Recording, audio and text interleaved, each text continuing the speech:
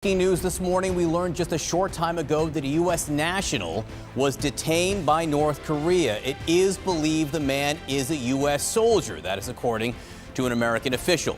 Now, according to the United Nations command, the man was on tour of a joint security area when he crossed the military demarcation line right on the border. We'll get a map at some point to show you where it is. Right on the border between North and South Korea, the demilitarized zone. He crossed the border into North Korean territory, it is believed, when he was taken into custody.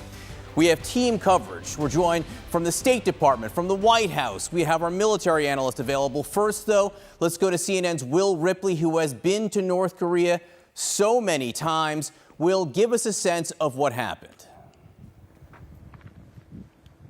Well, it's a very interesting location, John, because Panmunjom is basically a series of buildings that straddle the border between North and South Korea in an area known as the DMZ, the Demilitarized Zone. Half the buildings in the north, half the buildings in the south. It's like a tourist attraction. There are gift shops on the North Korean side and the South Korean side. You can get souvenirs. People go, and yes, they see armed soldiers and sniper towers, and there are still mines in the woods, so it can be a pretty dangerous area. But a lot of people cross through without incident every single day that it's open, and it's open for much of the year on the South Korean side, although the pandemic obviously has thrown a wrench in some of that, and certainly it does on the north as well. So this would have been a pretty routine type of tour showing these service members this is what North Korea looks like. They're standing very close to North Korea, but it certainly doesn't happen, or doesn't frequently happen, that somebody would actually step out of their group and actually take that walk across the military demarcation line. It's the line that President Trump crossed when he technically became the first sitting U.S. president to cross into North Korean soil, when he was having some impromptu discussions with Kim Jong-un at the DMZ. And this, if indeed this is a service member who has attempted to defect to North Korea, John, it actually wouldn't be the first time. We know of at least 6 U.S. servicemen who have defected to North Korea, but the last time it happened was more than 40 years ago, back in 1982. It's a very different time now. North Korea is a nuclear-armed nation. They've been conducting lots of launches, trying to get the attention of the United States through their missile testing, and the Biden administration has not reached out at all. But now, John, interestingly, this American in North Korean custody may be an opportunity for the North Koreans to engage that they did not have until this person apparently decided to make those steps across the demarcation line into North Korea. Well, just to be clear, we don't know why he crossed the line, if indeed he did in fact cross the line. But how easy is it? I mean, when you were on tour there, how close is the North Korean side, and how big of a step is it to simply, go across like that? It was funny. I've actually only done the tour on the North Korean side. I've never. I signed up for the South Korean tour once, and then they canceled the tour, so I didn't actually get to do it. From the North Korean side, I can tell you it's a bit of a distance. You might have to, if you were trying to get over there in a matter of seconds, you might have to do a little bit of a jog to get across. Maybe it would take you 5 or 10 seconds if you're walking briskly, but it's not a very long distance. It's not a very difficult thing to cross. As you can see in the video there, those blue buildings, there's a nice gap in the middle, and somebody could just walk right through if that's what they wanted to do. But very few people do that. And obviously, when North Koreans attempt to do the crossing, sometimes they're even fired at by other North Korean soldiers. There have actually been incidents of bullets flying in this area with North Korean defectors. Obviously, we don't believe that there were any shots fired in this case of somebody actually walking from south to north. But it's pretty rare, as I said. A service member, it hadn't happened in decades. All right, Will Ripley, stand by for us for a moment. Priscilla Alvarez at the White House. What are you hearing from there this morning? This is a situation, John, that the White House is closely monitoring and trying to wrap their arms around.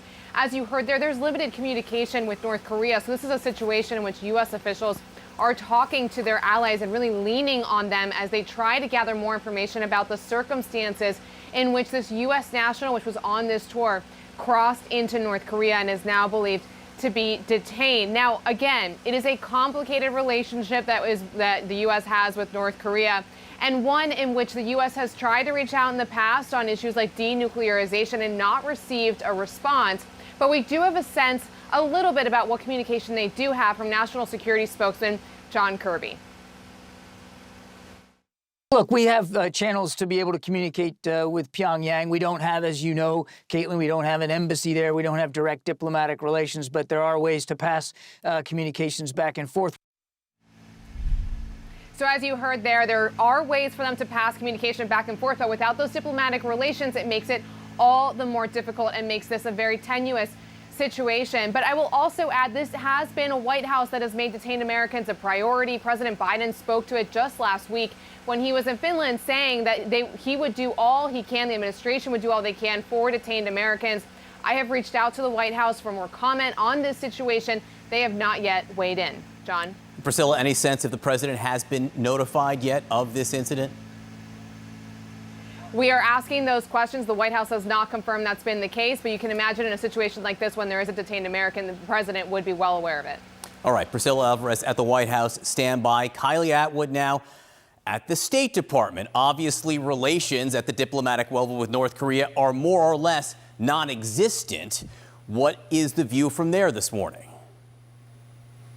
And because of that, that makes a moment like this even more challenging, even more complicated for U.S. officials, right, John? If you reflect back on the Trump administration, there was pretty regular contact between U.S. officials and North Korean officials as they were setting up those summits between President Trump and Kim Jong-un. So we know that there are ways for the U.S. to send signals, to send contacts to North Korea, but our understanding is that those haven't been hot channels that have been active over the course of the last few years, with U.S. officials saying they haven't received substantive responses from the North Korean side as they have reached out to engage, saying that there would be no preconditions. They wouldn't be asking North Korea to do anything to partake in initial conversations, but the North Koreans just haven't done so. And even in this incident, we're still waiting to learn more details. You know, all we know right now is that according to the UN command, which preserves the stability of the Korean Peninsula,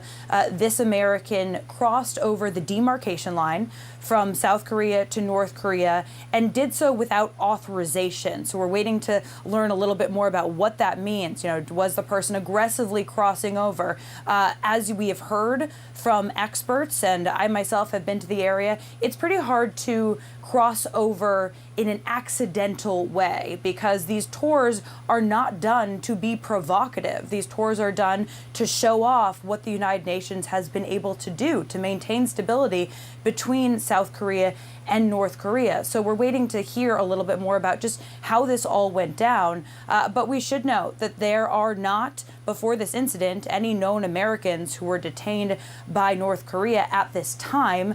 The last Americans who were released from North Korea were released in 2018, 3 Americans. And then, of course, after that, we saw that there were multiple summits between President Trump and Kim Jong-un, which obviously didn't deliver any results on denuclearization. But it was the first time that we saw such high-level engagement between the two sides.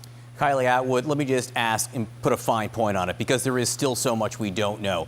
We do not know at this point if this U.S. soldier willingly, decisively walked across the border on purpose or whether it was some kind of accident, correct? That's right. All right, that is very important to know at this point to determine, I think, the posture of both countries as we move forward over the next several hours. I want to bring in retired Lieutenant General Mark Hertling. You obviously have been near there, General. You know what it's like to be a serviceman on duty and also on tour there. Give us your perspective. Yeah, I've been there, John. In 1999, I was commanding a brigade of the 2nd Infantry Division.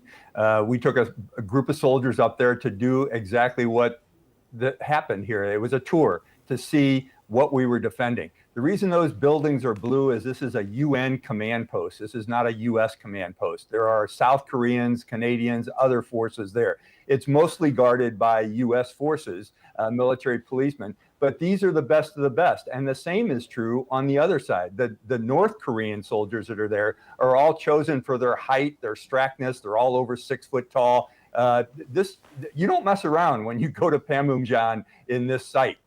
This site is on a post named Camp Boniface. Art Boniface was an instructor and water polo coach of mine at West Point who was killed in an axe cutting incident in 1976. The post is named after him when he was killed by North Korean soldiers. They take their job seriously.